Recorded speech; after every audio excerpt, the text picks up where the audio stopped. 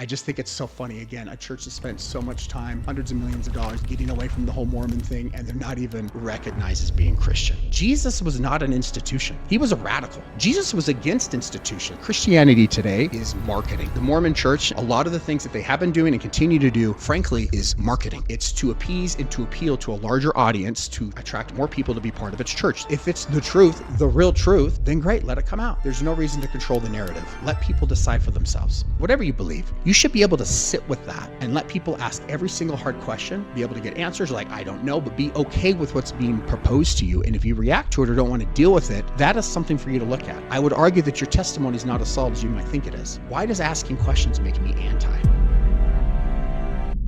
So welcome to the Burnout Podcast. I'm your host, Adam Nugent. I'm excited about today's topic. This last week, Pentagon came out and categorized a number of different religious organizations. And one thing that they did is they did not recognize the Mormon Church or the Church of Jesus Christ of Latter-day Saints as Christian. Now, as for context, I was raised Mormon. I live in Salt Lake City, Utah. I'm very familiar with that. The upbringing, the culture, the beliefs, all of it. I served an LDS mission, went to Argentina. I lived and breathed this for almost 40 years of my life. So I know intimately well. I've lived this well. The cultural, I know it. I live in it. I have family members. My parents are devout Mormons. I know this intimately well. And there is so much irony in what is happening today. So much irony. And my intention in talking through some of these things, it's a very hot topic right now. But ultimately, my message that I want to get across is, and I'll frame it in the form of questions. One of the big things that many members of the Mormon Church are really upset with is being identified as Christian. You know, their argument is, hey, we are members of the Church of Jesus Christ of Latter-day Saints. We're going to get into that.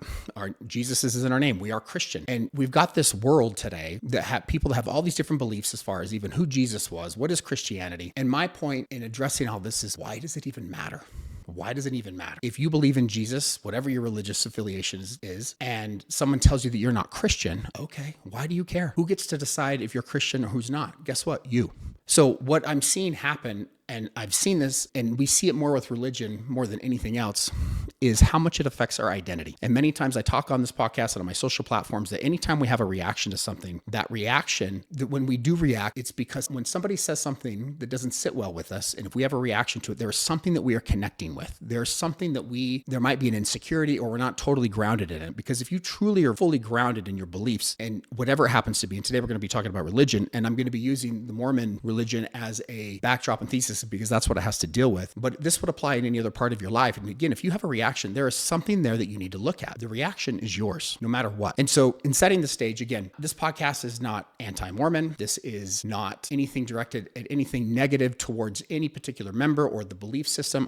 I'm not getting into that. But you've got to ask yourself a question. And this comes out all the time is like, if I'm asking questions, or anyone for that matter is asking questions related to a particular religious institution, whatever it happens to be. And again, I'm going to be using the Mormon, the LDS Church as the example. Does that make me anti-Mormon? You know, anytime someone criticizes or asks questions about that particular institution, you are immediately, there's a label to say, well, you're anti-Mormon or you're anti-Christian. And so why does asking questions make me anti? Why, when people ask those questions, why does that make them all of a sudden totally against it? There's an institution, there's a theology, they're all wrapped up into one, but they are two very different things. There's a corporation and there is a theology and a belief system. And anytime you criticize or point things out, you are all of a sudden labeled anti-Mormon. Well, I don't know anybody today that doesn't have criticism towards our government. Anybody. I mean, it's everywhere. We can freely criticize our government, Donald Trump, whatever he's doing or not doing, the politicians, local, federal. I mean, it's kind of a shit show. I think we can all agree to that. But if I criticize or you criticize government or, elected officials, does that make you anti-American? You would never think that way, right? So if you're pointing something out and it's like you're complaining or pointing out lots of obvious stuff that's messed up, does that make you anti-American? Of course not. No one ever calls you anti-American if you're criticizing somebody in the government. Everybody does it. But if you criticize a particular religion or an institution, that becomes anti. You are anti-Mormon or anti-Catholic or whatever it happens to be. Why? Why does that make you anti? Why can't we ask the hard questions? And for those of you that are watching this, I'm going to be reading a couple things because I want to make sure that I'm quoting this stuff. And I apologize in advance. Those of you who are listening, you won't even know, but now I guess you do know. And so again, my intention on this today is just to ask questions. And for you to kind of sit with it. And if you're a member of the Church of Jesus Christ of Latter-day Saints, the Mormon Church, and if you have a reaction to anything I'm saying my invitation to you is sit with this. That's actually the whole point of this episode. And my invitation is to be open, ask questions. I'm not here to tell you what to believe. I'm just here to have you, take what I share and bring to the surface as an opportunity to sit with, because it's okay to ask questions, So one of the things that I find so much irony in this thing is like, who gets to decide who's Christian and who's not Christian? I mean, Christianity is wild today. Many people, Christianity believes, or excuse me, the Mormon church believes in the Godhead, that Jesus, God, and the Holy Ghost are three separate beings. And you have people all online, everywhere, like, well, you're not Christian because you believe that. Jesus is actually God. There aren't three separate beings. God was a man before. I mean, it goes on and on and on. You get into the theology, and because if you don't believe a certain way, all of a sudden you're not Christian. Well, the person that's criticizing a Mormon for believing a certain way and saying they're not Christian, who gives them the authority or the right to tell you that their point of view is Christian? Who gets to decide? There's no governing body. There's no one. There's no institution. There's no authority that says that you need to follow A, B, C, and D, and then ultimately you're Christian. Guess who gets to decide if you're a Christian? You. If you believe in Jesus, whatever that is to you, whatever Christianity is to you, you get to decide that. End of story. But yet people are so upset, and they're always trying to prove a point. Nope, you're not. And you have to ask yourself, why does somebody have to continue to do that? It works just for the same person that's criticizing. Why do they feel they have to say this and to prove that the other person's wrong? And why is this even a right or wrong issue? It's wild to me. It's insanity. And at the end of the day, you get to decide if you're a Christian or not. End of story. So the other big thing, and I've talked about this on other podcasts that I'm noticing today, is Christianity today is marketing. The Mormon church, and I'm going to get into some of this stuff, a lot of the things that they have been doing and continue to do, frankly, is marketing. It's to appease and to appeal to a larger audience, to attract more people to be part of its church. It is what it is. And what's fascinating, when anytime we point things out or criticize or bring things to the surface, you're immediately labeled again as an anti-Mormon or anti-Christian. Like, there's certain places you can't go, but there's so many things that are so clearly obvious that people are using Jesus as a way of pulling people in. And I can't tell you how many people that I know, and I spoke to this on a previous podcast and on my social, here recently, especially in my world and working with men. There are men coaches, influencers that have done this full 180, that now everything's Jesus. The example I gave before was Andy Elliott, right? His past, he's the guy that fat shames people on stage. I mean, he was a dick, grew this huge sales business. The business fell apart. There's all these things behind the scenes. And now all of a sudden, the man's been born again. It's Jesus. Is it real? And I'm not saying he hasn't found God or hasn't found Jesus, but it's such a popular term right now. Everybody's kind of moving towards that, and you can't criticize that. And there are truly people that have turned and have found, God or spirituality through Jesus or through religion. I'm not saying that doesn't happen, but there's a lot of it there's so much of it out right now. It's a performance. It's a performance. It truly is. And if you can't see that, it's something to really look at. I mean, I've kind of geeked out on following this whole thing as it relates to, Charlie Kirk's assassination and his organization, TPUSA, and what they've been doing and all the different things. And I mean, there are so many things that people are doing, and they hide behind Bible scriptures or verses or, it's Jesus said this. It's almost like this mic drop, and people go back and forth and are arguing online, quoting scripture and doing all these different things. And if you criticize it, it's like you can't go there. No, we can't touch that. It's untouchable. And people hide behind that. Much of Christianity today, the marketing piece of it, it is a mask. It is a performance. It just is. And the truth of the matter is, the Mormon church, I'm going to go through this, much of what they're doing and the way they presenting it is marketing. They're trying to attract a larger audience. They just are. So one of the big things, the big changes, which there's so much irony in this, and I think it's so funny, is the church back in 2017. So again, the Mormon church, it's been known as the Mormon church. It still is known as the Mormon church. But the prophet, President Nelson, when he came in, and I'm gonna quote some of this stuff so I'm not missing it. Came back and this is what he said. He said, "The Lord has impressed upon my mind the importance of the name restate that. The Lord has impressed upon my mind the importance of the name he has revealed for his church. So again, let me back up a little bit. So in 2010 through 2018, the church spent a reported over $300 million on the I'm a Mormon campaign, billboards, buses, documentaries. Members built personal profiles. I mean, it was this whole thing. It was huge. I'm a Mormon campaign. It was a big thing. Let's embrace that. Everybody calls us Mormons. We embrace that. I mean, the entire church was moving towards that. They spent hundreds of millions of dollars on I'm a Mormon campaign. People would share their stories, celebrities, musicians, successful business owners, and they would share their entire story, their conversion story, and they always ended with, and I'm a Mormon. They would start with, I'm a Mormon. That's what we were called. That was, everybody knew us as that. But then again, in 2018, Russell M. Nilsson, the prophet at the time, said to remove the Lord's name from the Lord's church is a major victory for Satan. So think about that. He clearly stated that if we don't use the name of the church, again, the official name is the Church of Jesus Christ of Latter-day Saints, if we are not representing and presenting that, his words, and I quote, is a win for Satan. And then he also said, the Lord has impressed upon my mind the importance of the name he has revealed for his church. He called it the command of the Lord, not a rebrand, not a whim, not cosmetic, divine direction. One scholar at the time noted that this kind of revealing language limits healthy scrutiny and is a conversation ending for members. So sit with that for a minute. It's a revelation.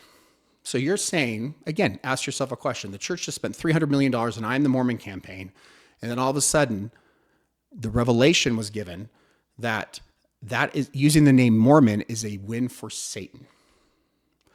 The Mormon Tabernacle Choir, they changed everything. I mean, they spent so much money on this.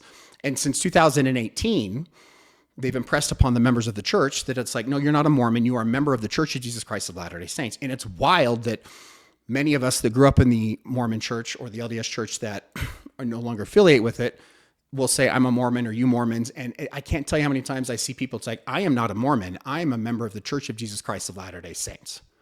That is the official name. And they stand behind that. And what they don't get is like, that's not helping you. It's just not helping you, And so what happens is when an institution comes out there, they come out and they clearly state that this is revelation from God. And they make decisions. So was that name change really a revelation? I'm asking you. Or was it a way to appease and to open the door to be more part of mainstream Christianity to attract more people to the church? In 2015, Nelson defended the policy of revelation. So an example is in 2015, the Mormon church came out and said that children of same-sex marriages could, so they had same-sex affiliation, right? Their children were not allowed to be baptized as members of the church. Church leaders met repeatedly in the temple to seek God's guidance before issuing it. The policy, they stated, was clear revelation. Those were his words. Those aren't mine. And then just 4 years later, they changed the rule. 3.5 years later. And the first presidency, the leadership of the church said, these policy changes come after an extended period of counseling with our brethren in the quorum of the 12 apostles, after fervent united prayer to understand the will of the Lord. And then they went on to say, we can adjust policy what the Lord directs us to do so, because the restoration is ongoing policy, changes, and will surely continue. So hold that thought for a second. So, God, Mormons believe they've got direct connection. The prophet of the church is leading the church with direct communication with Jesus Christ. Received revelation in 2015 that the children of same-sex marriages, same-sex couples could not be baptized as members. And just 3.5 years later, received additional revelation, their words, that it's now okay for them to be baptized. So you have to ask yourself this. It was revealed to them that we need to change the name of the church, that Mormon is a name for Satan. A revelation from God, kids can't be baptized. And then all of a sudden, 3.5 years later, they can be baptized. Is it revelation? You got to ask yourself that. Would God, Jesus, actually come out, say, hey, you guys, these kids can't be baptized. And 3.5 years later, it's like, you know what? It changed my mind. It's okay now. Now, for those of you that may or may not know this, the amount of public scrutiny that the church was getting as a result of this institutional change was catastrophic. People were leaving the church in droves. I mean, it was a PR nightmare for them. So did they change because God changed his mind? Or did they change because there was so much public pressure and the spotlight on them? It's like, hey, we got to do this. And then what they do is they wrap it up and use the word revelation. You know, one of my arguments over the years all the time is the PR department for the Mormon church, like, needs to be fired. They are so reactive. They're not very proactive with things. They're, in many ways, they're their own worst enemies. It would be just be so much more freeing just to come out and say, you know what, we made a mistake. Or, you know what, people don't like this. And for you to, as a listener, to sit with this, you've got to really just, again, ask these hard questions. Like, was it revelation? Was it revelation? Or is it just institutional pressure? You know? And you've got to be able to ask these questions. So by me asking these questions does not make me anti-Mormon. I'm just asking questions. And so much of people's identity is tied up in religion.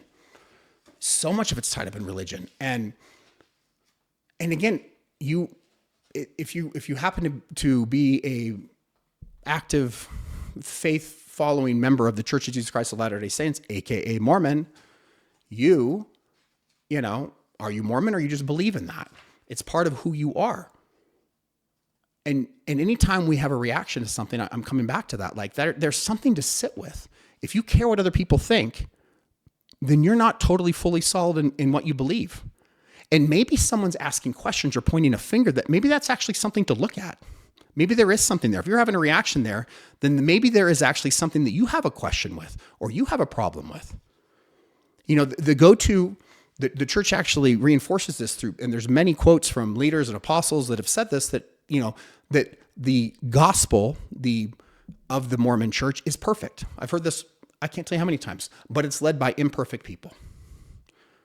You know, so the gospel's perfect. There's nothing wrong with the actual with the belief, the theology, the gospel of Jesus Christ is perfect, but it's run by imperfect men. And so it just gets dismissed.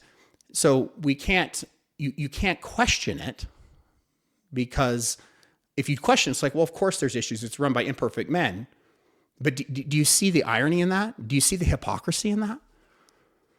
We should be able to ask questions. You should be able to ask every single hard question. In fact, every institution should welcome them, should welcome questions. You should be able to dig into the deepest, darkest holes of whatever, because everybody has stuff. The Mormon church has plenty of it in its history. You should be able to go down every rabbit hole and ask every single question. And if you come out on the other side of it, and you're like, you know what? I know all this stuff and I still choose to believe. Amen. Your testimony will be that much more rock solid. But many times, even from the church, I remember being cautioned this. It's like, don't read certain things. Don't talk to certain people. Only talk to faith-believing members. Well, why can't I talk to some other people? What's wrong with that? What's wrong with full transparency? What's wrong with just being honest? The truth always comes out. So if it's true, if it's perfect, then we should have no issue talking about all of these things at all. And there's so much irony that the church spent hundreds of millions of dollars in the I Am a Mormon campaign, changing everything, spent, I don't know how much, but probably, well over $100 million in the rebrand and doing all of these things. It's wild to me. Here recently in the news here, especially in Utah, John Dehlin, who runs the Mormon Stories podcast, was sued for copyright issues. He's carried that name, and it has been the name of his podcast for over 20 years. And they're coming at him and saying, you're violating copyright issues. And their argument is that people are confused if this is official church material or if not. That's their whole argument. So the irony in that, the church came out and said that the use of Mormon is a win for Satan. They completely move away from it. And now they're going after a particular podcaster for using the name Mormon, saying it's violating copyright issues. And meanwhile, during the entire campaign where they spent hundreds of millions of dollars, and I Am the Mormon campaign, he had that podcast going the whole entire time. They didn't go after him. They didn't come after the name. So why now? Is it really about copyright issues? I mean, let's be honest. Is it? You got to ask yourself those questions. Or is it really about the church is concerned about what stories people are sharing? I mean, I literally just listened to one of the podcasts, the gentleman that he had on there. There was nothing anti-Mormon about it. It was an incredible podcast. He talked about his upbringing. He talked about how much the church meant to him. He's no longer a member now, very well educated, very empathetic, very complimentary of his upbringing. He just today chooses not to, believe in the particular Mormon religion or the Mormon theology.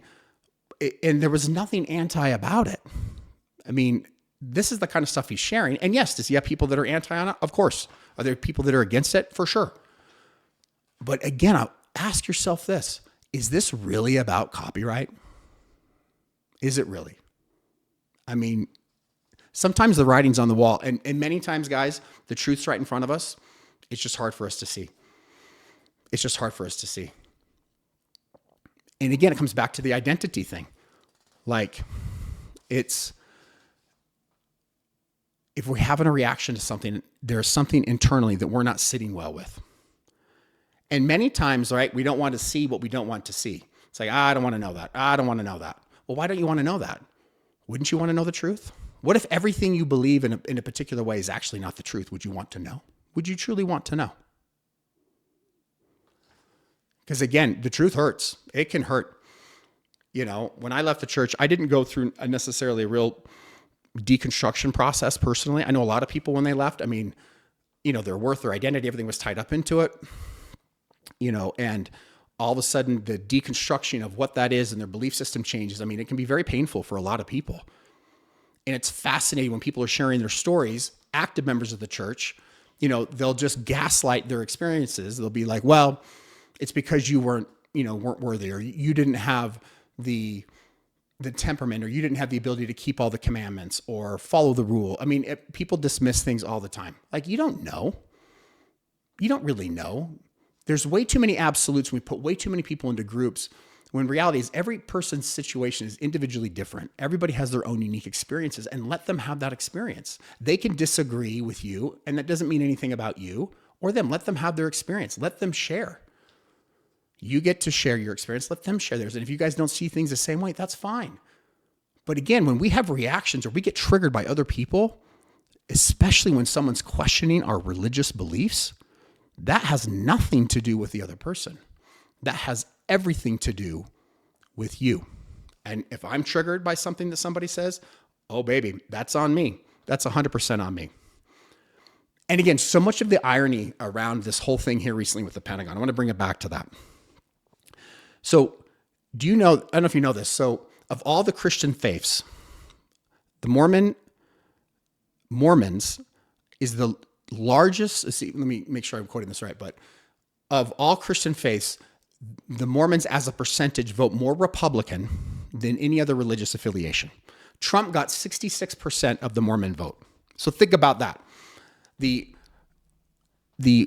people that you voted for, the Mormons voted for, the majority of them voted for, right, doesn't recognize your belief as, being Christian. I mean, do you see the irony in that? It's wild. This whole thing is just hilarious to me, especially with how much money the church has spent going from I'm a Mormon to this. They've tried so hard to be seen and be accepted by other people. And yet a lot of people they're not accepting. And is this whole thing going to help them? Is this going to hurt them? Is this going to bring more people into the fold, if you will? It's just wild to me. I literally find so much humor in it. And it's again, going back to what I asked at the very beginning, what does it matter? And if you're Christian, you get to decide. What does it matter if a government institution says it or not? It's silly. The shit that we spend our time worried about is wild. I mean, if we spent the amount of time that we worried about what other people think about and like actually go inward and work on ourselves, on our own self-development, I mean, that's where confidence is forged. And when you can sit in there and let somebody say something to you or see you a certain way, right, and not have a reaction to it, that's a superpower. That's confidence. And I would argue that if you are reacting or triggered by all these things, you are not really grounded in your faith. There is something to look at. You're on shaky ground. If someone's opinion, or if you need government approval, or you need to be seen, that is where the work is. That is where the work is. And I will tell you that if you actually go down that path of really seeking that, it's like, why am I triggered? And you actually go down that path, it can be scary. It can take you places that you didn't realize you were going to go. The deconstruction of identity. And there's layers and there's layers and there's layers. So remember this, you give me the truth, your truth. The truth will hurt, but it will set you free. And if you're reacting to any of this, I will say this boldly, you are not free and you are not grounded in your beliefs. Otherwise, you wouldn't care. And what's wild too about this whole thing, taking even a step back as it relates to Christianity, let's talk about Jesus. I mean, Jesus was not an institution. He was a radical. Jesus was against institutions. His harshest words were against Pharisees, religious leaders.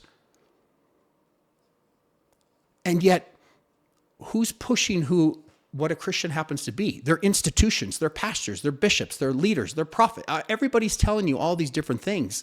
But the reality is, if you study the early teachings of Jesus and actually who he was as a man, he was against all of this. He's clearly stated, he goes, the kingdom of God is within.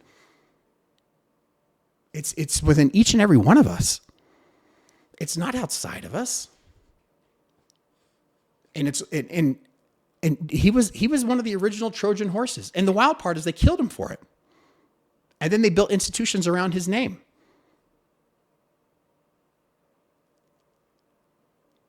The institution, I mean, I'm just going to quote this, like, the institution took his name and built the very thing he came to dismantle it. That's worth sitting with. So a couple questions here as we kind of wrap this up.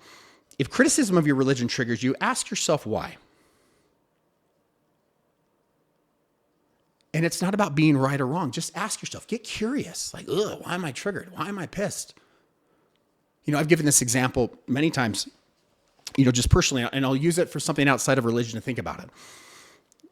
You know, when I was morbidly obese, extremely overweight, if anybody talked about physical health, fitness, working out, whatever, I got triggered. I had an emotional and many times a physical reaction to what other people were saying. Truly. Because I made it all about me. Why? And they might have, most of the time, they weren't even, actually, probably 100% of the time, they weren't even talking about me. They were just talking about fitness and working out and doing stuff. But I was triggered. Why was I triggered? Because what was being discussed was a mirror, was reflecting back to me about something inside of me that I was not settled with.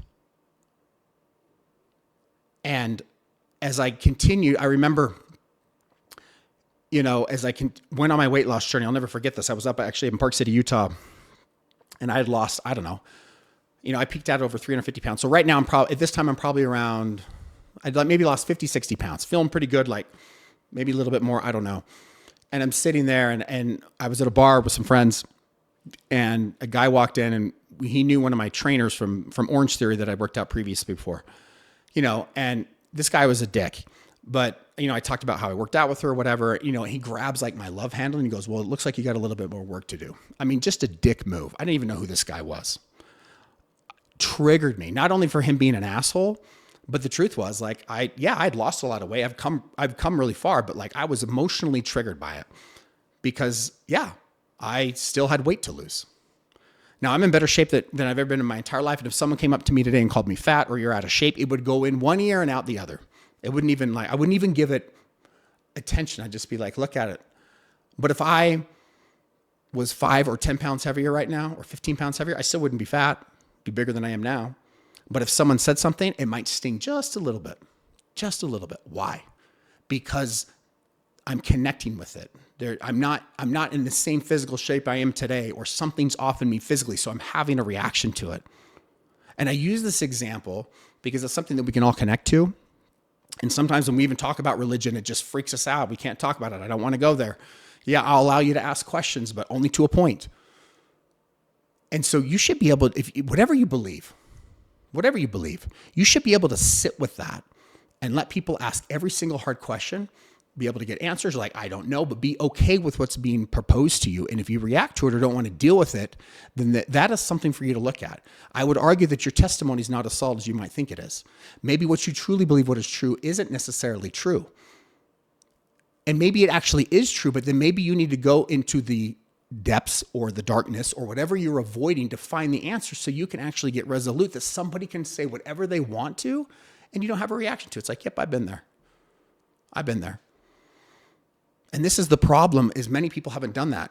And it's not just in Mormonism, it's across the board. And so when all of a sudden people are presented with new information, or they're doing something that's counter to what they've believed or how they were raised. I mean, this goes back, especially for those that have been raised in a particular religion. I mean, this goes back to when I was a little kid. So it's not just like a particular belief. It's like, it was part of like how I was raised. I was raised in these beliefs. I was raised in all of this, like my identity. I went on a mission. I mean, I was a Mormon. That's who I was. And then when I left, I wasn't anti. I'm still not anti. I am critical of the institutional side of it, not just in the Mormon church, but in government. Like, there's a lot of corruption. There's a lot of things out there that aren't okay. And a lot of it gets dismissed. And I think we should be asking more questions. There's nothing wrong with questions. We should be very, very concerned when institutions and people don't allow us to ask questions, or certain questions are off limits. That is a red flag. That is a red flag. So again, I bring this whole thing up. It's a hot button today. What's going on? I'm laughing inside. I'm smiling right now. Like, I just think it's so funny. Again, a church has spent so much time, hundreds of millions of dollars, getting away from the whole Mormon thing, and they're not even recognized as being Christian. There's some irony in that. And probably, most likely, all the people that don't see them as Christian, you're not going to convince them Mormons. You're not going to convince them otherwise. You're wasting your time and your money and your effort. The people that feel called to your religion, your theology will come. People that don't will know. And if you're worried about how the public perceives you, and they're going to read something or see something like the Mormon Story podcast, then that's for you to look at. Let them see it. Let them listen to all of it, and then let them make a decision. You know what will happen then? You will have people that will stay. You will not have people that come in and go. It's not about necessarily the numbers. Wouldn't you rather have half of what you have today, or a third of what you have today, that are rock solid, that are just there, versus, having millions and millions and millions upon people that have fractured testimonies that don't really believe it's just a number? Quality over quantity. Just because you're bigger doesn't make you better. Quality over quantity. Let people ask questions. Look what's going on in the world today with what's going on in Iran and the war that's going on too. For those of you, I'm in Desert Storm. If you remember Desert Storm, remember that? Iraq? What did we see during that war? Everything. Reporters on the front lines. I mean, it was a play-by-play. This is over 20 years ago. We saw everything. We knew everything that was going on while that was happening. Now, everything, no, of course not. But on the ground with the troops, all the different things. What do we see today? Nothing. They're not even allowed to talk about it. Israel's not allowed to talk about it. We can't even see this stuff. TikTok, right? Why did TikTok get purchased by, but why did TikTok move from being Chinese owned to US owned? Do you remember what they present, what the government told us? It was all about China stealing our data. It's China, communist China. Is that really the reason? I ask yourself that. What was the triggering event before that? What did the world see on TikTok? What TikTok was before it was purchased here in America? It was free. There was no propaganda to it. It was just everything. We saw a genocide play out right right before our eyes. They couldn't hide it. They couldn't hide it. Again, asking questions, seeing things, like full transparency. Let people see it. Let people see the things. But the government doesn't want us to see that. That's why we don't know what's going on over there. We're being sold. Who knows what's even real? Who knows? So the question you have to ask is, why are they hiding it? I'll let you answer that. I'd ask the same question to religious institutions specifically, like the Mormon church, the Catholic, just let it all out there. Why? There's nothing to hide. If it's the truth, the real truth, then great, let it come out. There's no reason to hide behind this or to gaslight people or to wrap it all up. I mean, it's crazy. There's no reason to control the narrative. Let people decide for themselves. People are going to decide for themselves. And I say this all the time, and I'm going to wrap up with this, is the truth will always come out. Always. When there are cracks in the foundation, whether it's you as a man or a woman, whether it's the institution, religious institutions, government institutions, there are cracks. And the cracks that are formed are predominantly formed because of lies and deceit. And the longer each one of us individually goes without addressing those lies and taking accountability and taking radical ownership for those will get bigger and bigger, and it will catch up with us. There will be catastrophic for us personally. The destruction will come when we outrun the truth is painful. It's going to catch up. Just like our government today, there are extremely huge cracks. They don't even hide it anymore. And trust me, I'm not trying to be a doomsdayer, but what's going to happen? Is this sustainable? The longer any institutional or government, whatever happens to be, hides behind things and isn't fully transparent, it will catch up. It will be its ultimate destruction. Whether it be religion, whether it be, government institutions, and even on a more personal level, for your own personal destruction. I know this intimately well because of my own journey. The truth will come out. The truth will always catch up with you. You cannot outrun the truth. So ask the questions. You get triggered. Oh my God, get excited. Why am I triggered? There's something to look at. When you get triggered, there's something to look at. That's where the work is. It's in what you're avoiding. My tagline is freedom is in the fire. Everything we want is on the other side of what we're avoiding. So when you get triggered, when you get upset, when you get uncomfortable, that is the universe. That is God's way of saying, hey, there is something to look at here. Lean in towards it. I'm telling you, the freedom that comes on the other side of it is priceless. The confidence that you will forge, especially as a man, will be unshakable. And it won't matter how other people see you because you've done the work. The light, Jesus, as we're talking about here, the God, whatever that is to you, the light that so many of us are searching for is actually found in the dark. You want to find God? You want to know who Jesus is? Go to what you're avoiding. That's where you'll find God. And many times it is going to be painful as hell. But I invite you to lean into that. I'm telling you, it's the freedom, and the freedom that comes on the other side of that is priceless. And you cannot put a dollar amount to how it feels to be free, to be integrous, to be able to tell the truth, and to take radical ownership for every part of your life. All the shit you're not proud of. I've done a lot of stuff I'm not proud of, but that's what I did. That's not who I am. And you can change, and you can do anything. You can be whoever you want, but you've got to be willing to sit with the uncomfortableness and lean into that. And unfortunately, most people won't do it. So an invitation here as we wrap up. And I think I already extended it, but I'll extend it again. Sit with your uncomfortable. You get triggered. Somebody says something you read, you get triggered about it. Hey, look, maybe explore more, research more. Maybe you don't know. Maybe whatever somebody's saying that triggered you is actually what is real. And then as you dig into it and you're like, you know what, it's not, then great. Then you're not triggered by it. Go to what you're avoiding. Don't be afraid to ask questions. Thank you for joining me today. We'll see you next week on the Burnout Podcast.